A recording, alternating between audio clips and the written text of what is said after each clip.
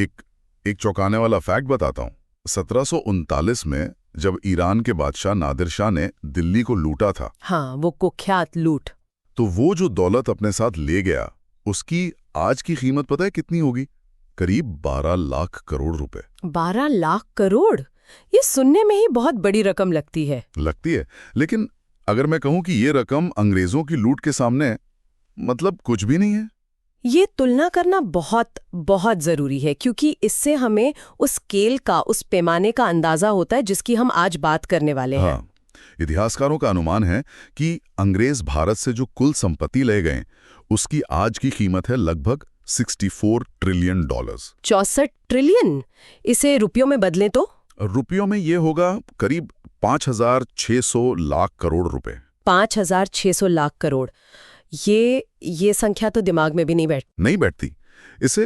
इसे थोड़ा आसान बनाने के लिए मैंने एक जगह पढ़ा था कि ये रकम इतनी है कि अगर आप 500 रुपए के नोटों से लंदन शहर को ढकना चाहें तो 47 बार ढक सकते हैं। बिल्कुल। और यही आज हमारी पड़ताल का विषय है। ये कोई एक दिन की डकैती नहीं थी। ये 200 साल तक चला एक व्यवस्थित, एक सिस्टमैटिक आर्थिक शोषण था। तो सवाल यही है कि ये सब हुआ कैसे? अंग्रेजों ने वो कौन से तरीके अपनाए जिनसे दुनिया की सबसे बड़ी अर्थव्यवस्थाओं में से एक की कमर तोड़ दी गई? बिल्कुल। इसी सवाल का जवाब ढूंढने के लिए आज हम कई स्रोतों को देख रहे हैं। इसमें शशि थरूर की एन एरा ऑफ डार्कनेस है, स्वेन बेकर्ट की एम्पायर ऑफ कॉटन भी है, और साथ में प्रोफेसर एंगस मैडिसन जैसे अर्थशास्त्रियों का काम और कई दूसरे हिस्टोरिकल रिकॉर्ड्स भी हैं। हाँ, ये सब मिलकर भारत की उस आर्थिक कहानी की एक पूरी तस्वीर बनाते हैं जो अक्सर हमसे छिपी रह जाती है। और ये कहानी सिर्फ लूट के आंकड़ों की नहीं है, ये एक योजना की है, एक स्ट्रैटेजी की है। आज हम यही समझने की कोशिश करेंगे। तो शुरुआत कहाँ से करें? हम शुरू करेंगे उस भारत से जो अंग्रेजों के आने से पहले मौजूद था, एक आर्थिक महाशक्ति। फिर हम एक एक करके देखेंगे कि कैसे उसके स्तंभों को कपड़ा, कृषि, जहाजरानी को गिराया गया। और आखिर में उस चीज की भी बात करेंगे जिससे अक्सर अंग्रेजों का तोहफा कहा जाता है, रेलवे, और देखेंगे कि उसका असली मकसद क्या था। ठीक है, तो चलिए वहीं से शुरू करते हैं जहां से कहानी बदलनी शुरू हुई। अंग्रेजों के आने से ठीक पहले का भारत, उसकी आर्थिक हैसियत असल में थी क्या? ये शायद सबसे बड़ा भ्रम है जो हमें बताया जाता है कि भारत एक पिछड़ा हुआ देश था। हाँ, कि वो हमें सिविलाइज करने आए थे। बिल्कुल। जबकि सच ये है कि जब ब्रिटिश राजदूत सर थॉमस रो 1616 में जहांगीर के दरबार में पहुंचे तो उन्होंने जो देखा वो उनकी कल्पना से भी परे था। अच्छा। उन्होंने अपने रिकॉर्ड में लिखा है, सोने और कीमती पत्थरों से लदा बादशाह तराजू के एक पलड़े में बैठा है और दूसरे में सोने चांदी के थैले रखे जा रहे हैं। वो लिखते हैं, दुनिया में इतनी दौलत भी हो सकती है, यकीन नहीं होता। मतलब ये सिर्फ कहानियां नहीं हैं, ये एक चश्मदीद गवाह का बयान है। उन्होंने वाकई एक सोने की चिड़िया देखी थी। और आंकड़े भी यही बताते हैं। प्रोफेसर एंगस मैडिसन के काम के मुताबिक 17वीं सदी में दुनिया की कुल जीडीपी का लगभग 24.4% हिस्सा 24%? हाँ, 24.4% हिस्सा अकेले भारत का था। मतलब दुनिया में बनने वाली हर 4 चीजों में से एक भारत में बन रही थी। और ब्रिटेन की हिस्सेदारी कितनी थी उस समय? 2% से भी कम। तो ये इतनी बड़ी आर्थिक ताकत आ कहां से रही थी? इसके 4 मुख्य स्तंभ थे। पहला, हमारा कपड़ा उद्योग जो दुनिया भर में मशहूर था। दूसरा, हमारे मसाले और कृषि उत्पाद। तीसरा, जहाज बनाने का हमारा हुनर जो उस समय दुनिया में बेस्ट माना जाता था। और चौथा? जाहिर है, हमारे आभूषण और धातुएं। मुगलों ने व्यापार के लिए एक शानदार इंफ्रास्ट्रक्चर भी बनाया था, सड़कों का जाल, कौसे मीनारे और सुरक्षित रास्ते जो यूरोप तक जाते थे। मैंने पढ़ा है कि अकबर के शासनकाल में भारतीय मर्चेंट नेवी के बेड़े में करीब 40,000 जहाज थे। हाँ, ये आंकड़े बताते हैं कि भारत सिर्फ अमीर नहीं था बल्कि एक बेहद एडवांस्ड मैन्युफैक्चरिंग और ट्रेडिंग हब था। जेटी संडरलैंड ने अपनी किताब में लिखा भी है कि अंग्रेज भारत की इसी अमीरी से आकर्षित हुए थे। उनका यहाँ आना कोई संयोग नहीं था। तो ये वो आधार था जिसे अंग्रेजों ने अगले 200 वर्षों में पूरी तरह से तहस नहस कर दिया। बिल्कुल। तो चलिए इस विनाश की कहानी को एक एक करके समझते हैं। शुरुआत करते हैं भारत की सबसे बड़ी शान से, हमारा कपड़ा उद्योग। ढाका की मलमल की तो क्या ही बात थी। हाँ, कहते हैं कि वो दुनिया का सबसे महीन और महंगा कपड़ा था। आज के हिसाब से देखें तो कुछ किस्में 60 लाख रुपए प्रति गज तक की थीं। 60 लाख रुपए प्रति गज? हाँ, इतना बारीक कि पूरी की पूरी थान एक अंगूठी से निकल जाती थी। वो कपड़ा नहीं, एक कला थी। और इसी कला को खत्म किया गया। शशि थरूर अपनी किताब में जो तरीके बताते हैं वो तो रोंगटे खड़े कर देते हैं। जैसे कि उन्होंने लिखा है कि कैसे ईस्ट इंडिया कंपनी ने बुनकरों पर एकाधिकार करने के लिए उनके करघे तोड़ दिए। कुछ कारीगरों के तो अंगूठे तक काट दिए गए। और जो उद्योग फिर भी बच गए उन पर 70 से 80% का भारी भरकम टैरिफ लगा दिया। ये व्यापार तो नहीं लगता, ये एक तरह का युद्ध था। ये एक सोची समझी दोहरी रणनीति थी। पहला मकसद था भारतीय प्रतिस्पर्धा को बाजार से पूरी तरह खत्म कर देना, ताकि ब्रिटेन की नई मिलें चल सकें। बिल्कुल। और दूसरा जो ज्यादा जरूरी था वो था भारत को एक तैयार माल बनाने वाले देश से सिर्फ कच्चे माल का सप्लायर बना देना। मतलब हमसे ही कच्चा कपास लो, अपने देश में उससे कपड़ा बनाओ और फिर वही कपड़ा हमें ही वापस ऊंचे दाम पर बेचो। एकदम सही। और इसका सबसे बड़ा उदाहरण अमेरिकी गृहयुद्ध के दौरान देखने को मिला। 1861 से 65 तक जब अमेरिका से ब्रिटेन को कपास मिलना बंद हुआ तो उन्होंने भारतीय किसानों को कपास उगाने के लिए खूब बढ़ावा दिया। कीमतें बढ़ गई होंगी, आसमान छूने लगीं। लेकिन जैसे ही 1865 में युद्ध खत्म हुआ और अमेरिकी कपास फिर बाजार में आया, उन्होंने भारत से कपास खरीदना लगभग बंद कर दिया। नतीजा ये हुआ कि लाखों भारतीय किसान जो कर्ज लेकर कपास उगा रहे थे, रातों रात बर्बाद हो गए। उन्हें अपनी फसल औने पौने दामों पर अंग्रेजों को बेचनी पड़ी। ये तो एक पूरा जाल बिछाया गया था। और इसका नतीजा क्या हुआ हमारे उद्योग पर? नतीजा विनाशकारी था।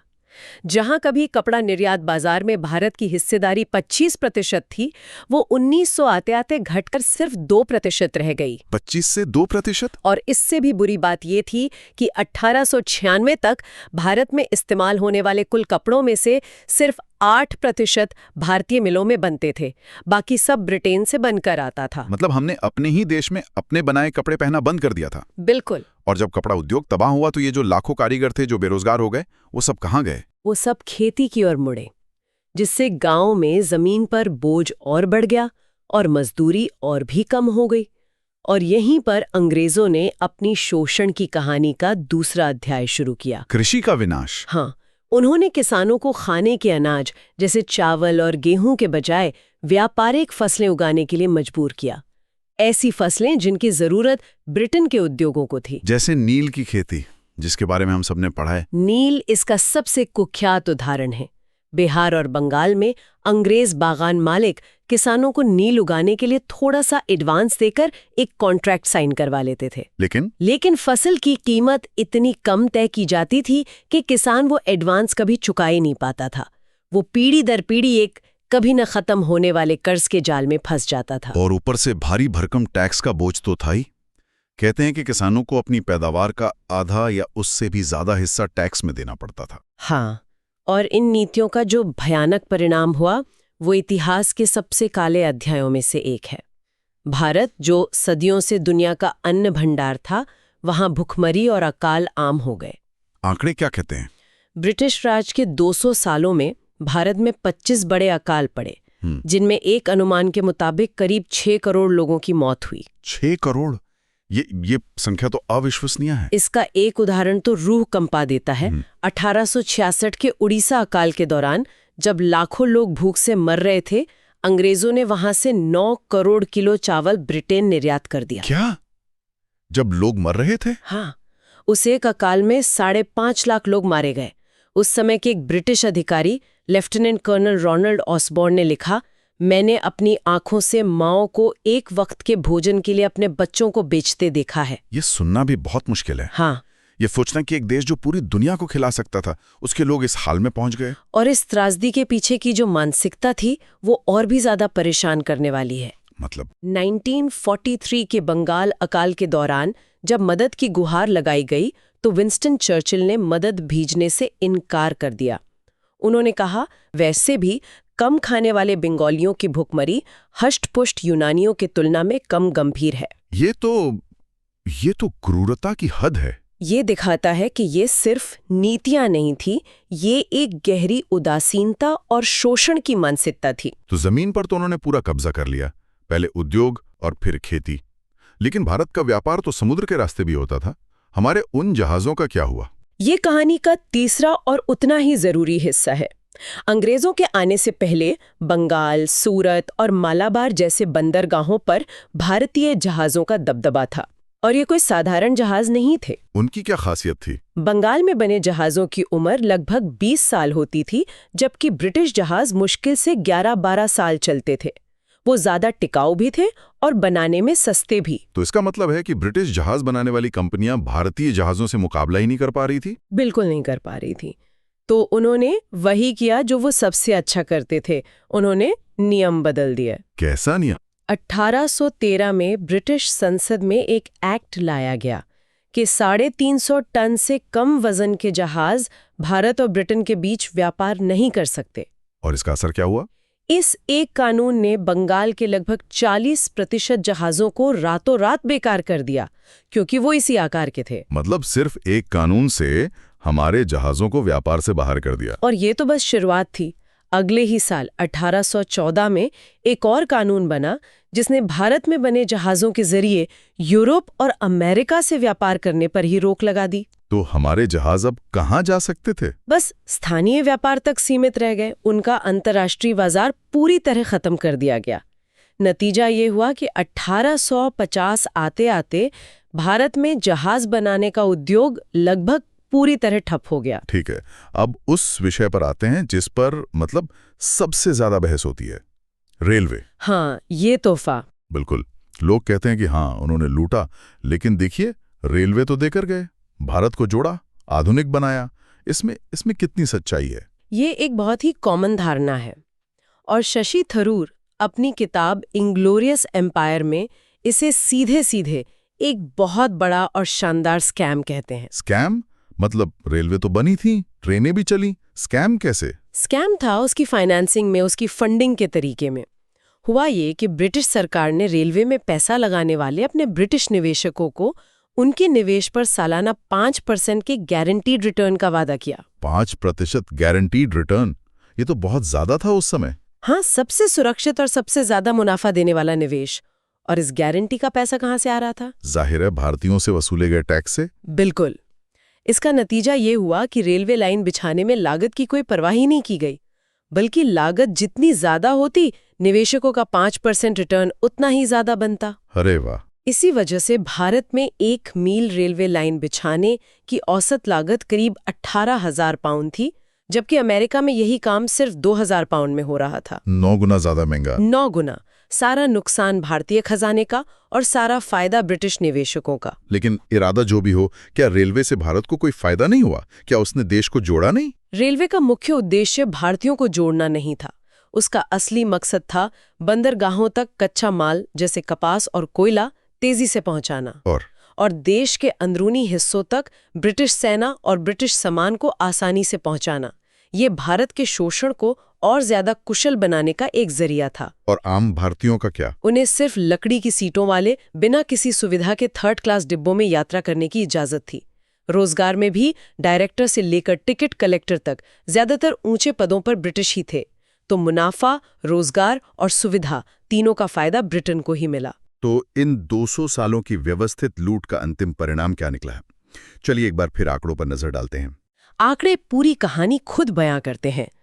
200 साल के ब्रिटिश शासन के बाद वैश्विक व्यापार में भारत का हिस्सा 25% से घटकर 1% से भी नीचे आ गया। और जीडीपी 1600 में जब ईस्ट इंडिया कंपनी बनी, तब हमारी हिस्सेदारी लगभग 23% थी और ब्रिटेन की 1.8%। 200 साल बाद क्या हुआ?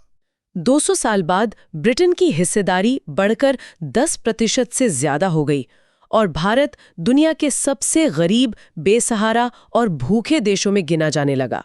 उसकी पूरी पहचान ही बदल दी गई। हाँ, एक विनिर्माण महाशक्ति से उसे सिर्फ कच्चे माल का निर्यातक बना दिया गया। 35 करोड़ की आबादी वाले देश में सिर्फ 25 लाख लोग यानी 0.7% से भी कम मैन्युफैक्चरिंग में काम कर रहे थे।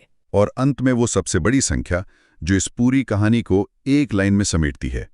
ऑक्सफैम इंटरनेशनल की एक रिपोर्ट के अनुसार अंग्रेजों ने अपने पूरे शासनकाल में भारत से कुल 64.82 ट्रिलियन डॉलर यानी करीब 5,600 लाख करोड़ रुपए लूटे। 5,600 लाख करोड़ रुपए। ये रकम ब्रिटेन की आज की कुल जीडीपी का 17 गुना है। ये सिर्फ एक औपनिवेशिक शासन नहीं था, ये इतिहास का सबसे बड़ा, सबसे लंबा चलने वाला आर्थिक शोषण था, जिसने भारत की आत्मा तक को निचोड़ लिया। तो आज की हमारी पड़ताल में हमने देखा कि कैसे भारत, जो कभी एक आर्थिक महाशक्ति था, उसे एक बहुत ही सोची समझी योजना के तहत तोड़ा गया। उसके कपड़ा, कृषि और जहाजरानी उद्योगों को एक-एक करके नष्ट किया गया।